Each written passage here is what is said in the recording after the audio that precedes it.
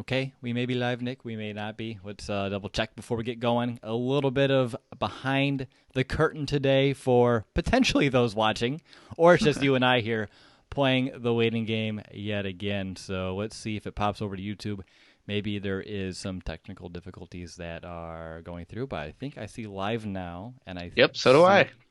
I see myself. So, guys, if you do see us and hear us, let me know in the chat. That way we can get going. I see nope, but that may be an answer to someone else because they can hear and see me and they answered intelligently. Then obviously we are in a good situation here. So I see a yep. Well, Take again, it. it could be the same. I'm taking it. So let's We go ahead. Gucci, according We to totally see you. Yeah. We're live.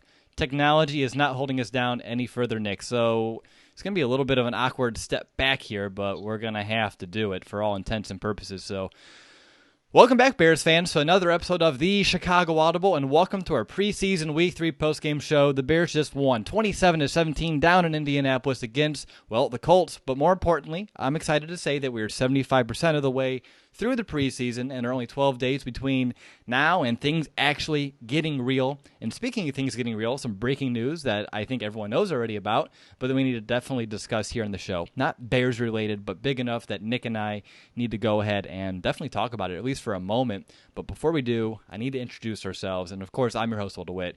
I'm joined by my Bears brother. Yes, I said it. Yes, I said it again, Nick.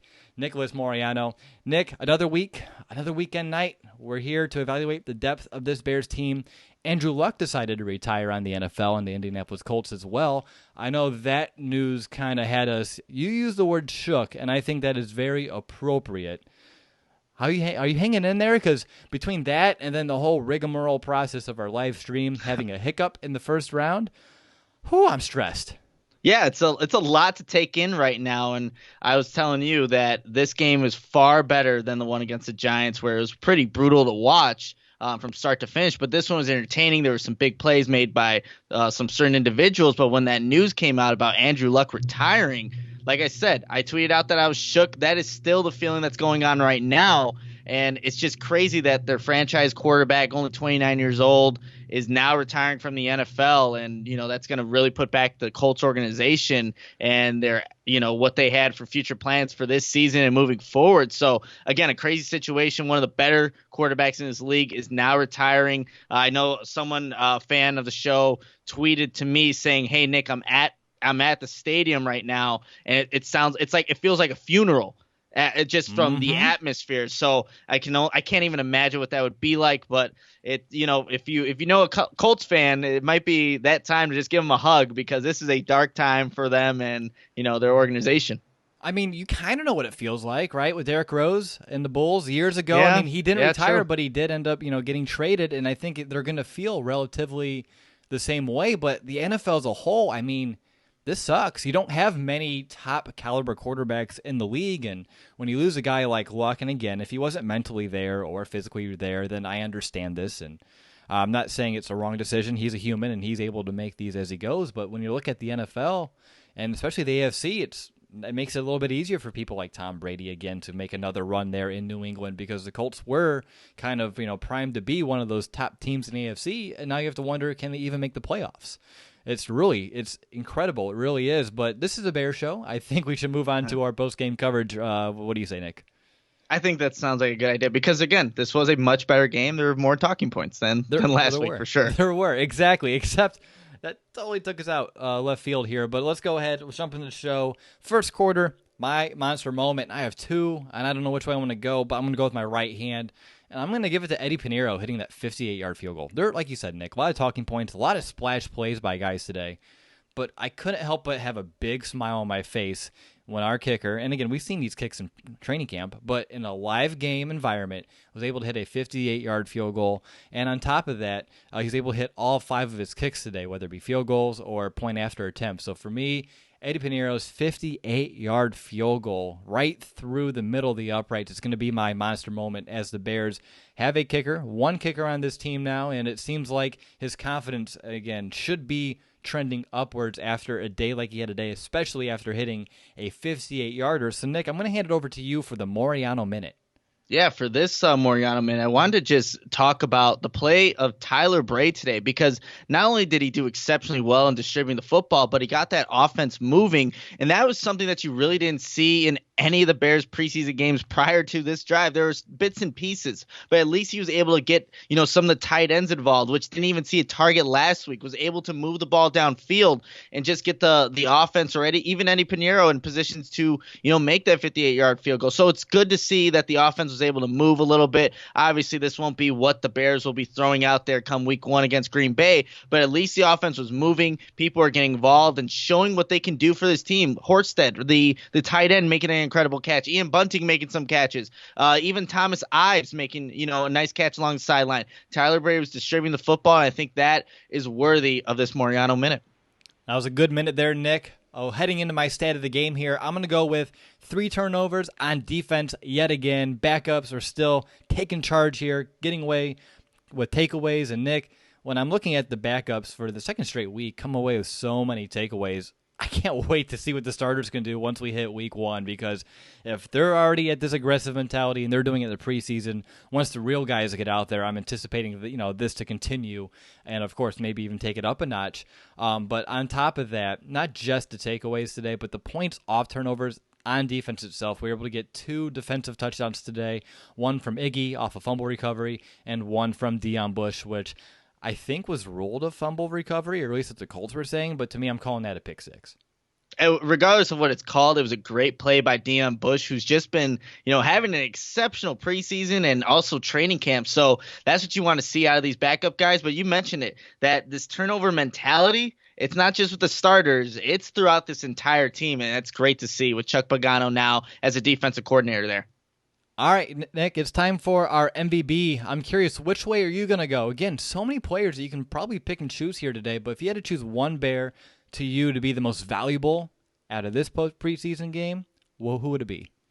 You know what? I'm actually going to go with Eddie Pinheiro for nailing that 58-yard field goal. Because, look, Deon Bush had a great game, and he easily could have been deserving of the MVP tonight. But what we need to see out of these last 2 preseason games is if Pinheiro can make kicks in, some high-pressure situations. And 58 yards, that's not easy by any means, but he drilled that right down the middle and still had some room to go even further. So these are important for him. This is important for the Bears organization. Trubisky was pumped after he hit that field goal, just seeing the confidence that he displayed afterwards in Pinheiro. So I think this was huge for him moving forward, and I think he is deserving of the MVP tonight. Again, a lot of candidates, but I liked what Pinheiro did today just overall.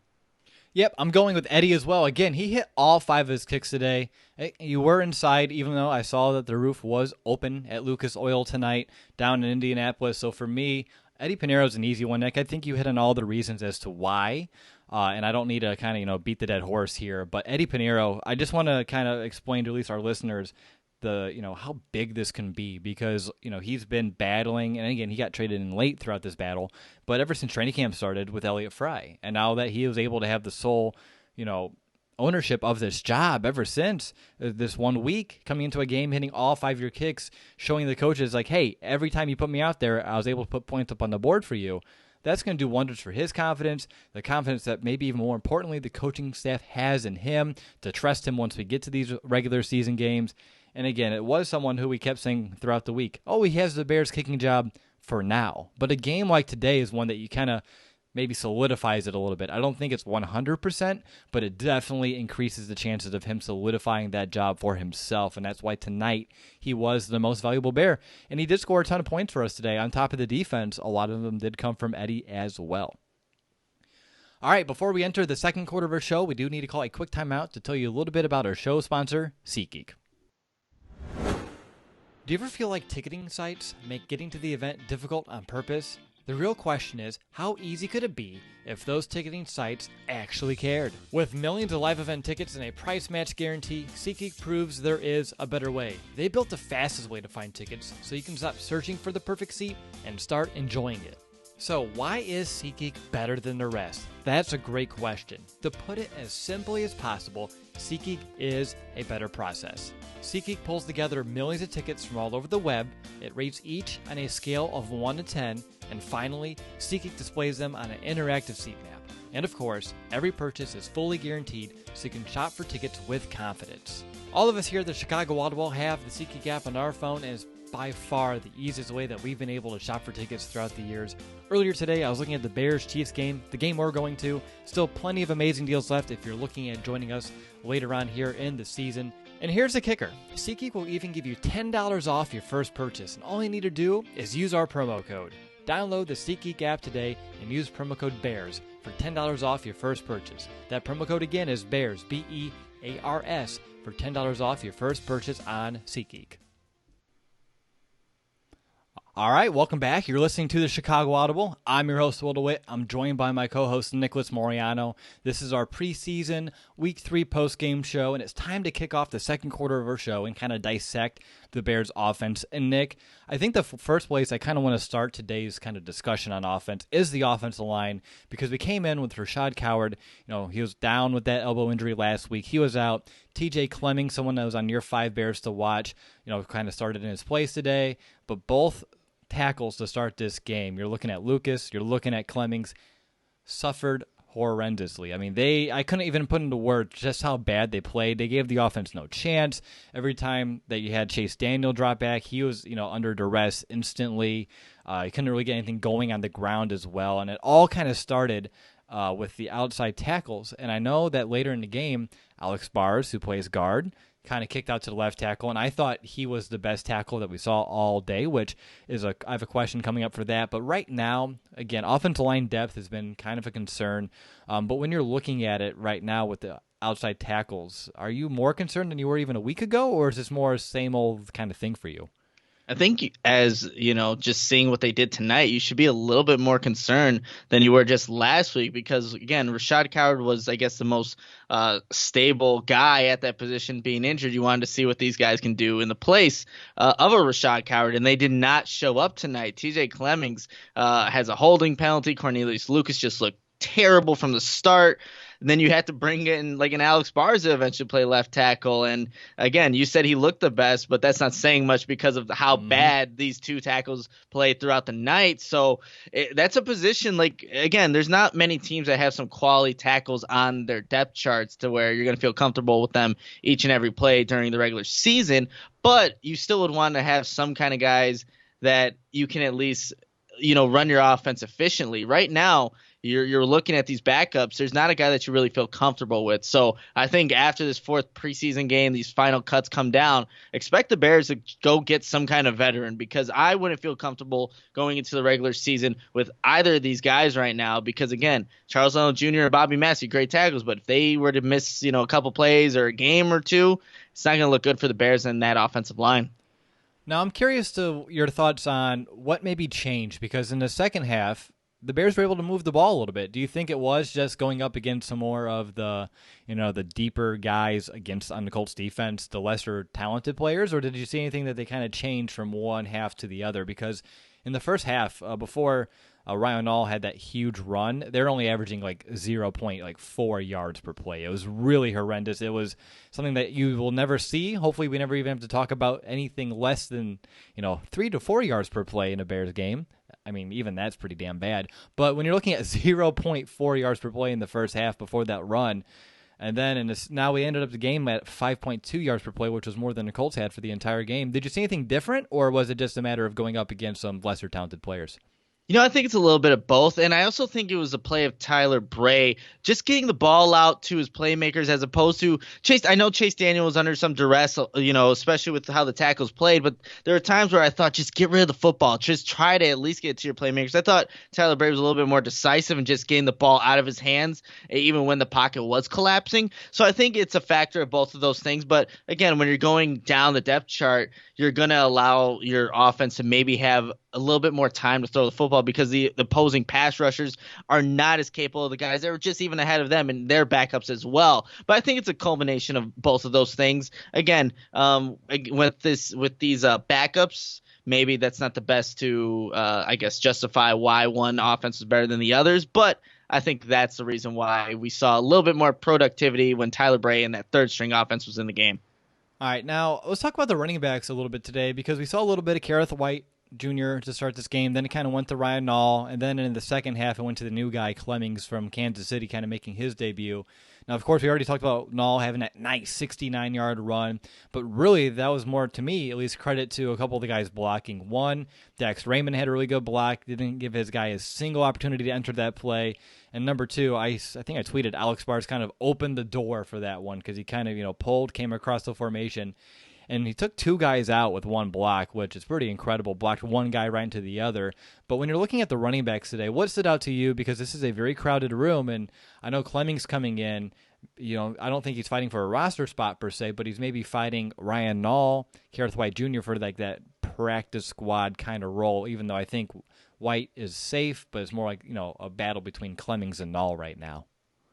So, I mean, in terms of the running back, I think Ryan Nall is, I guess, people don't give him enough credit because of what he can do between the tackles in terms of just moving in space. He actually is a pretty, I wouldn't say elusive, but he has good vision to where he can go out and, make those big runs. He actually had a 69-yard run in the last preseason. So it's not something that's, I guess, new for him, but he's someone that is capable of doing that. And then also the new running back they bring in, Josh Caldwell. Yeah, I said Clemmings, but it's Caldwell.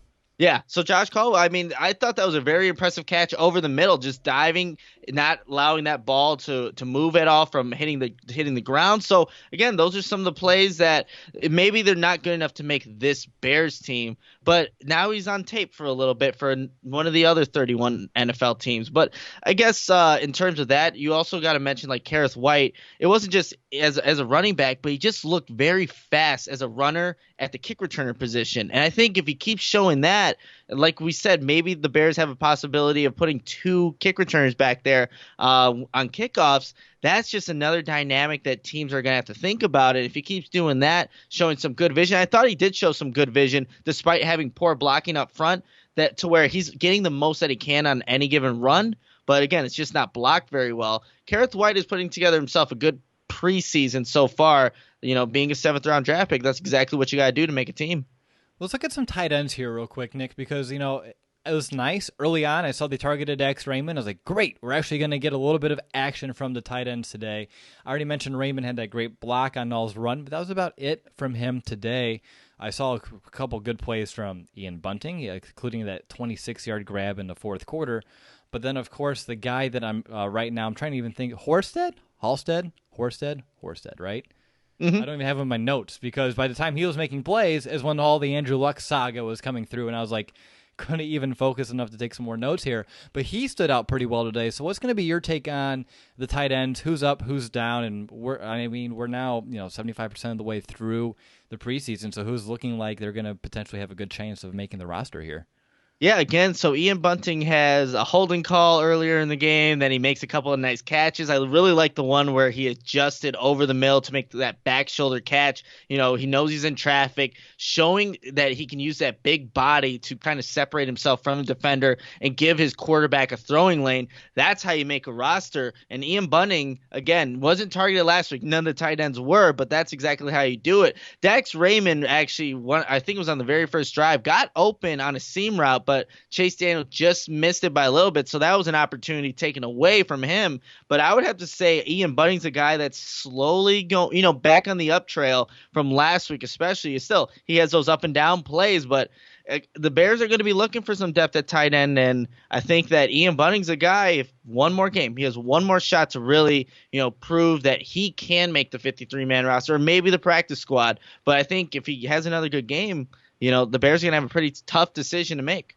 Yeah, the one knock on Bunting still is his ability in blocking. He still needs some cleaning up there, which again, when he's going to be presumably the fourth tight end, a practice squad tight end, those are good opportunities to kind of clean up that technique, gain some extra weight if he needs to, and work on that strength a little bit, and of course technique in terms of blocking. But in terms of what we've seen out of him as a pass catcher, for a guy who had such a limited sample space or size coming into the NFL, it's really nice to see. Anything else on offense that you'd like to discuss? Because the first half we had nothing. And then the second half, it kind of opened up a little bit. So I want to make sure to give you some space if there was anyone else on this team on offense that kind of stood out to you, or any moments or any play specifically that you wanted to kind of talk about. Yeah, just kind of looking at the stat sheet, just for who made plays. I mean, I already mentioned Thomas Ives' nice catch along the left sideline, but really, other than when Tyler Bray got into the game, the offense was pretty quiet. But then people are starting to make catches, starting to move the football. But I think we hit on the main takeaways from this offensive performance from the Bears. So, like you said earlier in the show, Will, let's not beat this dead horse and just continue on going. I think the new slogan is like "feed a hungry horse" because apparently "beat the dead horse" is a little too. Okay. I said it first. I I was can like, see it. ooh. I mean, it's one of those I like, just okay, I continued it. get it, but I mean, okay. So yeah, I think that's gonna do it for me on offense as well. I don't know if you can tell, but I have a cold/flu I've been battling. I mean, Nick, we've talked throughout the week, Mhm. but I think that cold and flu medicine is really kind of kicking in here. It's real blue. It's some Mucinex, not sponsored by the show, and I'm feeling pretty good here. Best I felt pretty much all day long, but let's go ahead. Let's call that a wrap on offense. And before we kind of jump into the third quarter of the show and take a look at the Bears defense, I just want to mention that last week, Nick and I, we had a really good time answering some of your questions at the end of the show. I think we're going to give you an opportunity to go ahead and do that again. So if you're here and you're live with us, start thinking of some questions. And when we get to the fourth quarter of the show, throw them in the chat then, so that way I don't have to scroll through. Because if you do them now, I'm not going to find them in the chat. I'll just be honest. And that way, once we get to the fourth quarter, throw your questions in there, and I'll make sure to pick a few to answer here on the show. But let's go ahead, jump right into that third quarter here, Nick, and let's talk about what that Bears defense was able to do again today, and that's going to be turnovers, and more turnovers. I mean, we saw them from James Vaughters, Deon Bush. Who else got some through at the end that kind of Joel escaping? E.A. Buniwe. Well, he was part of the Vaughters play. Yep. There's Are one we? more. Oh, the one backup safety that we cannot pronounce his name, who got an interception. I can't, just kind of blanking. I can find it here on the stat sheet if you want to say. Ibuwu? Yes, Okay. you did a great job at that No, I because that's didn't. yeah, number 43, Dwayne, I don't even know, Chabui. Jabouie. Oh, that's Jabouie. terrible, Nick. That's terrible. We don't get paid to pronounce names unless they make the 53-man roster. Then we do.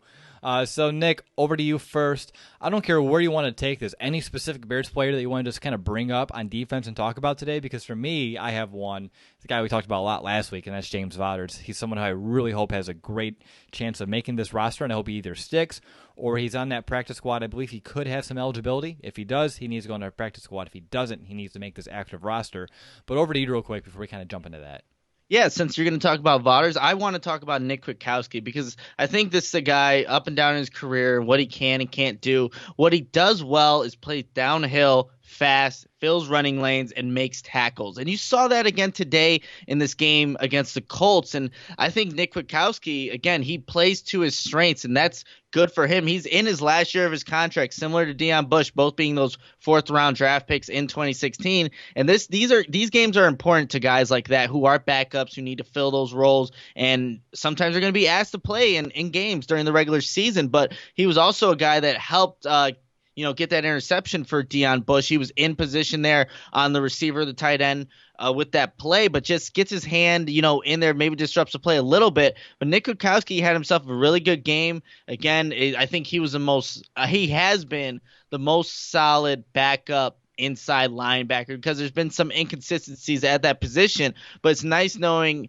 that Nick Witkowski is still playing to his strengths. And again, you can count on him to do that for the very least.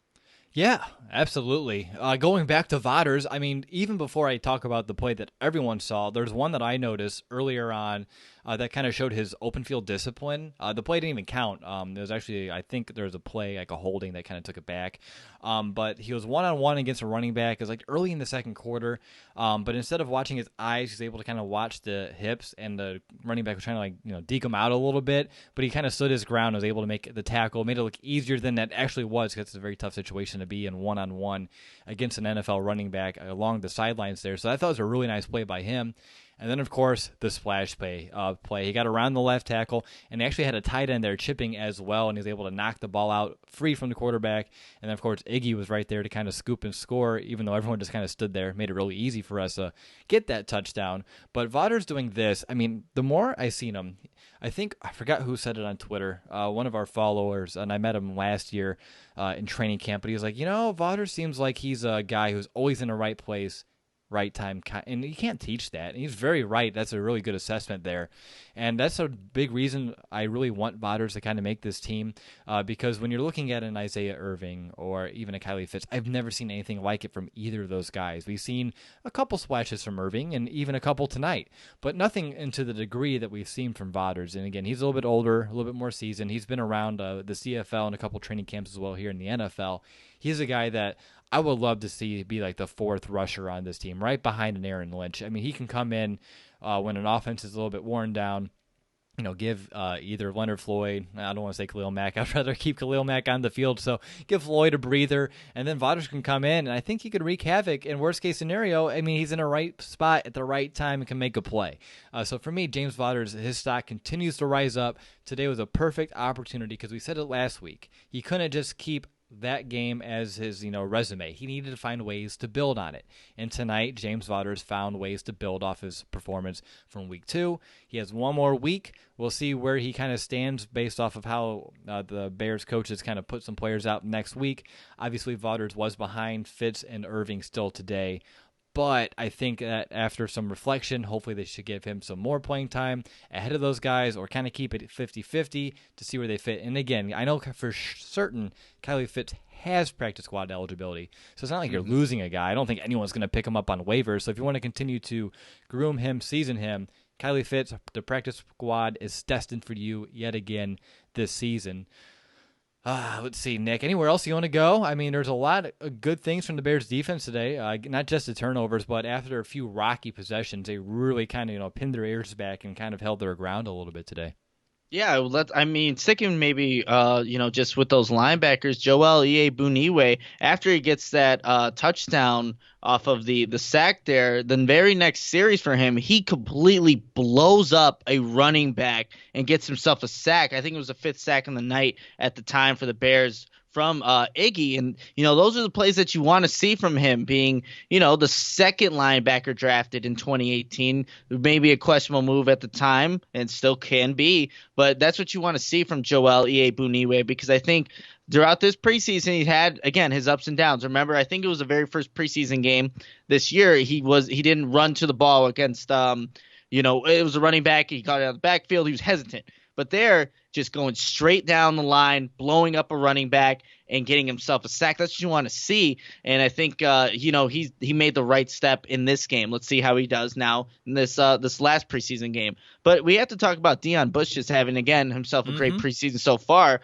just kind of shifting over to the DBs. Again, putting himself in a position to make plays. He came in from Miami being known as a hard hitter, and delivered a pretty hard hit in this game, and luckily came away from that hit, feeling okay. He ends up, returning that 92 yards fumble recovery, whatever you guys want to call it, for a touchdown. But Deon Bush has just solidified that he can be a quality backup safety in case, maybe Eddie Jackson, Clint Dix have to come out for a play, or if the Bears go big dime package, he could be on the field and be someone that you trust out there. But again, another DB, Duke Shelley, I thought he kind of had an up and down game. I thought he could have done a little better at staying connected to the receiver, but then you see him make plays in the run game where he's taking on a block, getting to the edge, chasing down a running back, and you see him trying to strip the football. He's wearing that number 33 number, and we know we know that Charles Tillman was the best at stripping the football, so that was great to see from Duke Shelley. Yeah, it really was. Again, he's around the ball a lot, Duke Shelley was again today, and I agree. His coverage could be cleaned up a little bit. At least he wasn't pulling, a Michael Joseph on 3rd and 10, just letting the guy go, missed a tackle, easy 46-yard touchdown early on in this game. He didn't do anything of that nature, which I'm sure is and at least some relief. I'll actually jump right around. Let's just have some fun. It's preseason. We're not keeping things super neat and tidy here tonight anyway. So let's go to defensive line. I thought that Roy Robertson-Harris outplayed John Bullard tonight when they were both out there early on. I saw that Robertson-Harris, he had 2 really good plays. He threw back the guard, made a tackle for a loss. He actually had 2 tackles for a loss in the first half today. And then you have John Bullard missing a sack. He had the guy, but was unable to kind of keep him, lost him, turns into a big gain off of a scramble. But then 2 other players that don't get a lot of love that I think deserve some tonight. Number 1, Nick Williams. He was able to get that sack on the second drive. It was on 3rd down. It was a coverage sack, but I really liked his closing speed to make the play. And again, he was someone who was on the team last year as the backup nose tackle. And the Yeah. fact that you see that closing speed against the quarterback is very impressive. And he can play nose tackle, and he can also play over at the 5 technique as well. And then when you're looking at Abdullah Anderson, someone who was quiet a week ago, flashed in the first week, but now he's flashing. So he's hot and cold, and he was hot again tonight. He had a really good fight in the trenches to get a sack. And then I also saw another play that I wanted to reference where his IQ, his football smarts, were on display. He saw a screen and was able to run it down from behind, and it was really impressive seeing our defensive tackle kind of make a play 8 or so yards down the field. That's a play where I think Iggy was kind of nearby but didn't really corral the guy, and I was like, well, at least Anderson's there to kind of clean up after him. So seeing him recognize the play and chase it down from behind, to me, is a positive sign for him. And again, I don't think he's going to make this team. There's just not enough room. But Nick Williams is someone who was here last year. I envisioned kind of sticking around, and for him to go out there tonight and have a couple of good plays. He also had I talked about the sack. The very following drive, he made a tackle against a run right at the line of scrimmage. Another really strong play by him as well tonight. Did you see anything else from the defensive line that you wanted to kind of hit on? I mean, you mentioned. I don't know if you look. I've been reading the Andrew Luck news. People booed him. He was so emotional in the press conference. But to get back to the Bears, Roy Robertson Harris. I mean, he made a couple of flash plays when he was in the game early on, and I think again we know where Roy Robertson Harris kind of stands. I think in this football team, obviously not the starting line, but he's a quality depth piece, and he's just been making plays in the preseason. But I think you definitely hit on the guys that we need to mention on the defensive line. But Will, I think go back in all the way to the first segment. What do we call that one section? Monster. So okay, I see your reaction there. Yep. Do we want to go back to that? We can if you want to. God, we're really off our game tonight, but it's okay. It's preseason. That's all right. This isn't a dress rehearsal like it used to be. They're all discombobulated a little bit here. All right, yeah, so we had a few people kind of chime in with some ideas, and I was going to put them in my notes in the fourth quarter of the game, and then the Andrew Luck stuff happened. The one that sticks with me was like the bear racer, so like an eraser moment. So I thought that was pretty clever, right? So yeah, Nick, if you had to take one moment back today, and I'm going to go through and I want to credit everyone who submitted their stuff. We'll do that next week. I apologize. You can blame Andrew Luck. I'm sure Colts fans are doing plenty of that right now. But Nick, if you want to go back and take away one play today, what would that be and why? It's going to be the play. I think it was a third down play where Chase Daniel, it gets sacked. He tries to pitch the ball over to Ryan Nall. It gets taken back. But TJ Clemmings gets injured on that play running backwards. And we already know about the depth at tackle for the Bears. But just erase that completely because it didn't help the Bears in any way, shape, or form. Somebody got injured, and we already know about the depth at the tackle position for the Bears, but that's just a play that you can completely take out. You don't need it. It didn't help anybody, but that's the one that kind of just stood out in my mind for a play that just needs to be gone. That's a good one. I mean, really, that play, Chase needs to just go down and give Pinheiro an opportunity to kick a field goal. I mean, no reason to make it as crazy as that was anyway. So, yeah, that's a good one for you. For me, I can't think of anyone better today. Maybe Matt Nagy challenging those pass interference calls or no calls today. I think, I was kind of annoyed by it at first, as we talked about it week 1 of the preseason. But now I think I get it. He's trying to see, will it ever work? Because it's not. And every time he tries, they're not going to reverse it. So I think he's just trying to see, and feel out this process. Will this impact games? Will it not? And it seems like right now, unless it drastically changes here once the games start mattering, it seems like it's going to be a non-issue, which to me is the exact thing I was hoping for when I was first griping about this. So that's still going to be my takeaway thing, even though I'm actually kind of came around to it a little bit because I think he's just kind of feeling them out. And I do believe we've noticed that that's not really going to impact games. But I bet you there's going to be a game this year in which it will at a very critical moment down the stretch, and we'll be talking about it. Maybe not on our show, but maybe at least offline you and I will for sure. All right, Nick, before we kind of go into the fourth quarter of our show, I did want to do one up, one down. Your opinion, whose stock on defense rose the most tonight and dove the most tonight? Ooh, good question. Rose the most tonight on defense.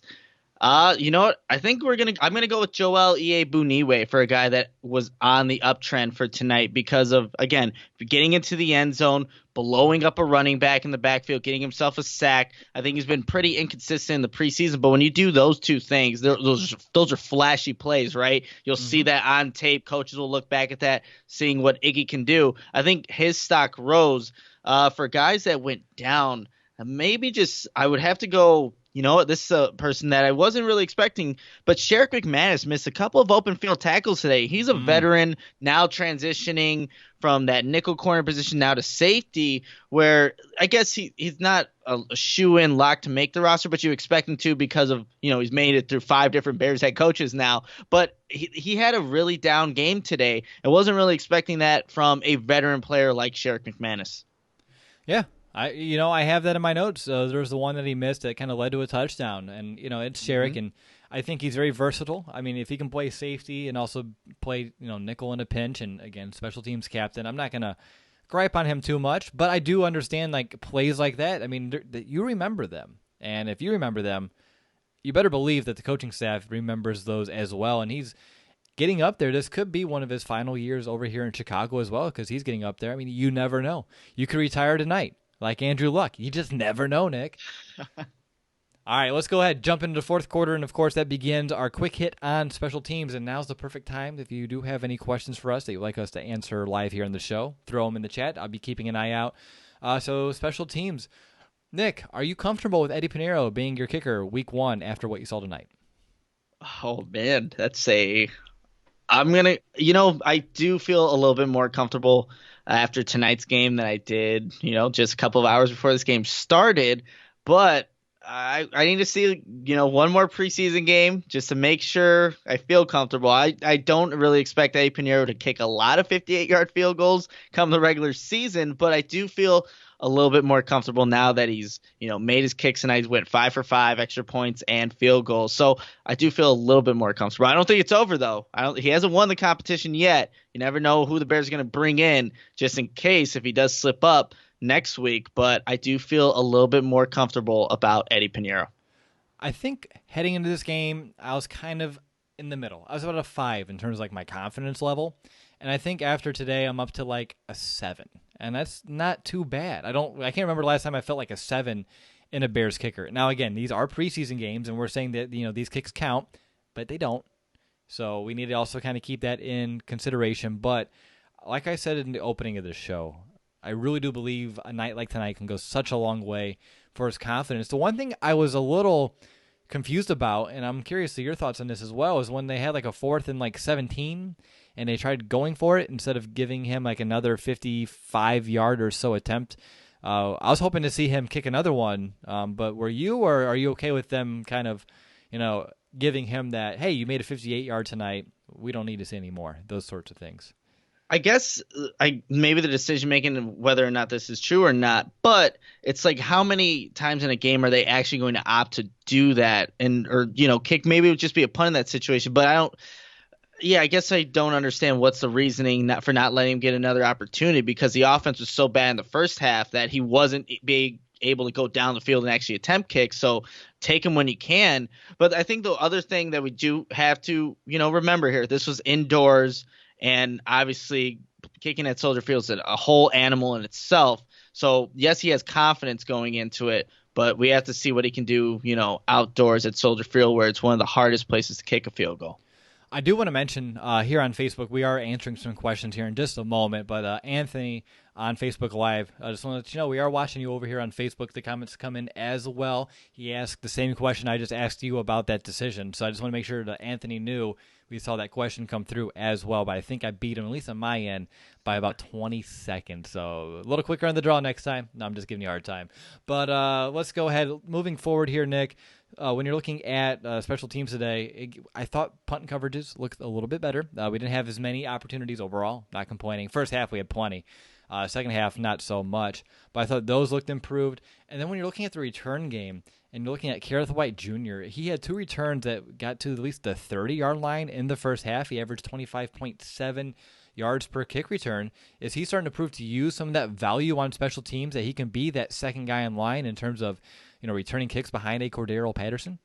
Absolutely. I think with him as a kick returner, you see his value there because he has that speed, but he just makes his decision and is not hesitant with it. We've seen kick returns in the past for the Bears who have, they've gone through a cycle of guys, but Kareth White Jr., he has his mindset of where he wants to go. He knows where his blockers are, and he just hits the hole and will take what the kick return is kind of giving him. And I think that you can find value in that in a seventh round draft pick who's at least getting positive yards from that position where the Bears were averaging, I think last year, 19 yards per kickoff return, one of the last in the league. So I think in terms of a special teams guy at that position, you have Cordell Patterson as the number one slotted guy, but you could definitely find value from a Kareth White Jr., and especially what he's been doing all preseason. If that hold doesn't happen last week, he has already a kick return. So I think the Bears are definitely keeping an eye on him and seeing, how they can possibly fit him on maybe this active roster or at least on the practice squad. All right. Anything else on special teams tonight, Nick? No, I mean, you mentioned it, though. Punt return coverage was so much better today than it has been in the past two preseason games because it was pretty bad. Today, they did a good job of corralling to the punt returner and just taking him down. Did you notice that Mizell was usually the guy around there?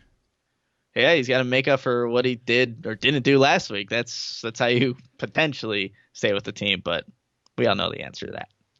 All right, let's go ahead and let's do our Q&A. I see a question came in from Joseph here on YouTube, and he wants to know, does Deon Bush find a way to end up being a starter over a HaHa Clinton Dix before the season ends, not even counting injuries here?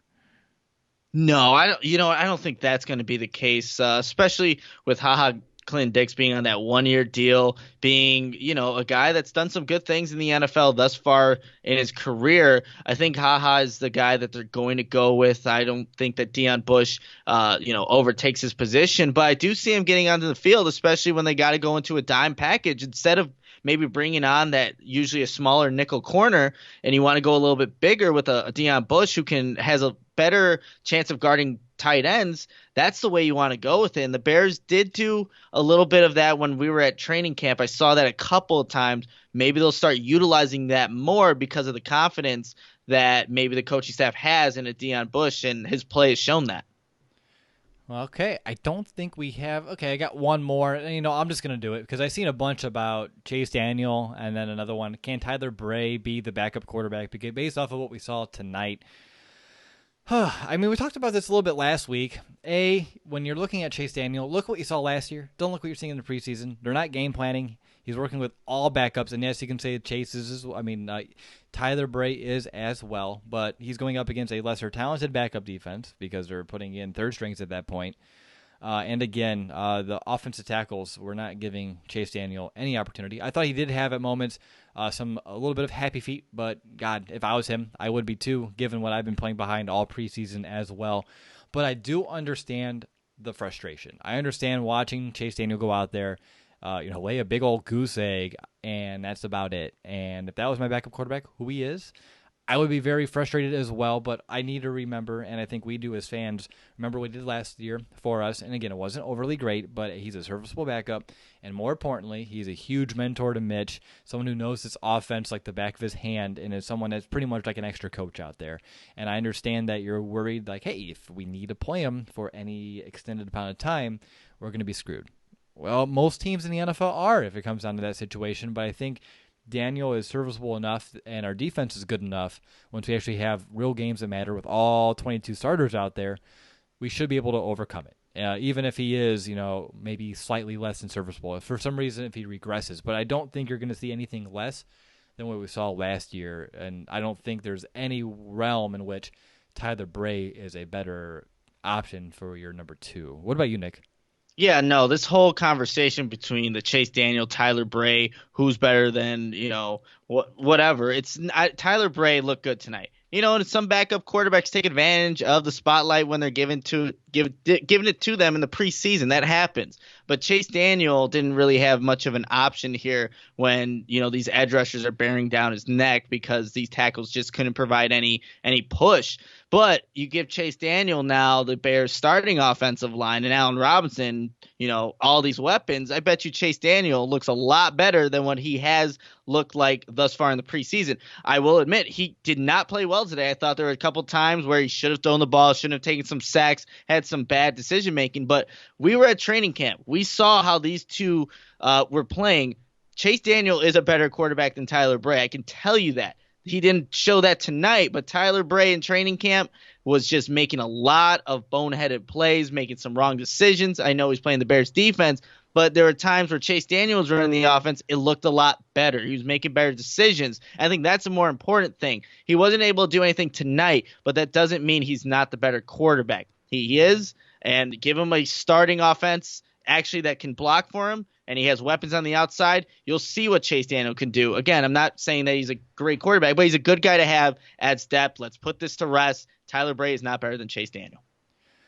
Yeah, and again, it's I don't even like. It's like I saw someone in the comments was like, "Oh, we're not paying Chase to be his friend." I'm not saying we're paying Chase to be Mitch's friend. I'm saying you pay Chase to be that mentor. He's like an extra coach for you. He literally, like, they hang out all the time outside the field, and he has experience as a quarterback in this system, so it's firsthand accounts. He's an extra pair of eyes, an extra pair of ears. So if Mitch has, if he wants to complain about something, and not to the coaches again, I don't need to get into it. But this conversation's one that once week one starts, we don't have to hear all year. So that's very exciting. Exactly. It doesn't matter. We're really finding things to talk about if we're really going to start overanalyzing backup quarterbacks. I saw Caleb Haney play really, really good in a preseason. And how did he do when he was thrust into playing time in the NFC Championship? All right, Nick, I'm getting tired. I'm sure you are too. And we have all this Andrew Luck stuff that I'm sure you want to kind of keep up on as well. So let's go ahead and jump into our 2-minute warning, wrap up our thoughts on this game, and kind of look forward and ahead to next week, which, again, thankfully is the final preseason game of the year. Thank God. Thank God is right, Will. Final preseason game of the year. Then we'll actually get to see the Bears starters again in action. But this is a great opportunity for the Bears for these guys that are on the roster bubble, who are looking on the outside in to possibly make this roster. This is their chance. This is their final chance to show that they are capable of being one of the 53 on the Bears or on any of the 31 other teams. So guys that are maybe like a James Vaughters, who's made a couple, a lot of flash plays. It's a great chance for him. Again, a John Franklin III, didn't hear much of him tonight. Maybe this is his last opportunity to show something with the Bears. Kylie Fitz, who's a 6th-round draft pick just a year ago, hasn't really showed much yet, right? So these guys that are on the bubble, they need to show up, and it's a very important game for them. But like you said, thank God it's almost over. I cannot wait to see the starters actually get some real action. Absolutely. I mean, it can't really get here soon enough, none whatsoever. So for me, I mean, you talked about those guys. I mean, we talked about them all show long. I mean, we really can't get more into that. For me, Nick, I'm just ready for real football. I'm going to keep it short, sweet, and to the point. I'm ready for real football to get here yesterday. I think it's really weird when we don't get to see our starters at all throughout the preseason. I'm not used to it. I'm sure most people here aren't as well, but I'm not complaining. We're keeping them healthy. We're keeping them safe. And when it comes to crunch time in a couple weeks against Green Bay, it's going to be a lot of fun to have a 100% Bears team going at them. So that's going to do it for my 2-minute warning. And that's going to do it for this episode of Chicago Audible. On behalf of my co-host, Nicholas Moreano, this is Will DeWitt signing off. Thanks to everyone who tuned in live. And, of course, if you are listening to podcasts, we appreciate you as well. But until next time, bear down, Chicago.